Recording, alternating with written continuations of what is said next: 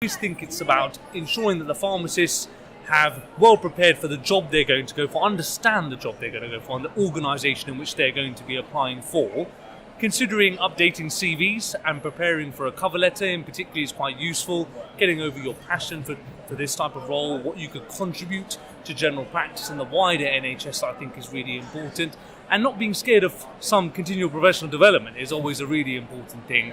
Sprucing up your knowledge on clinical practice and clinical therapeutics is also a real beneficial element to writing a cover letter, but also in CVs, in job interviews where you may be asked clinical questions, for instance. So, on the topic of job interviews, yes. How can they prepare for a job interview?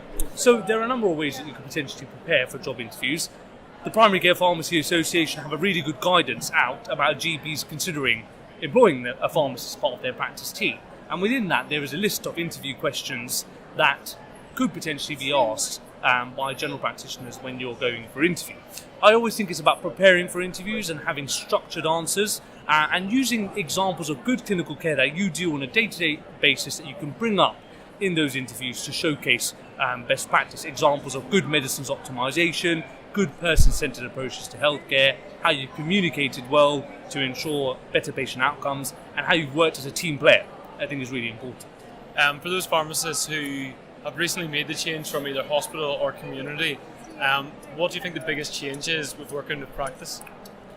I think it's a difficult one. I think every single GP practice functions slightly differently across England. I think it's really important that pharmacists take time to get to know the practice staff and get involved in general practice every day-to-day work, look, listen, engage with the practices, and be ready to sort of adjust to different ways of clinical practice. Embrace change. You're going to be in a new role that requires you to think slightly differently and outside the box to an area which you've not really practiced in previously before. And don't be afraid to ask questions. You may not know the answers to absolutely everything, but that's the whole beauty about working in a new area. Being able to find out what to do and what not to do within that type of area will help your learning for the future.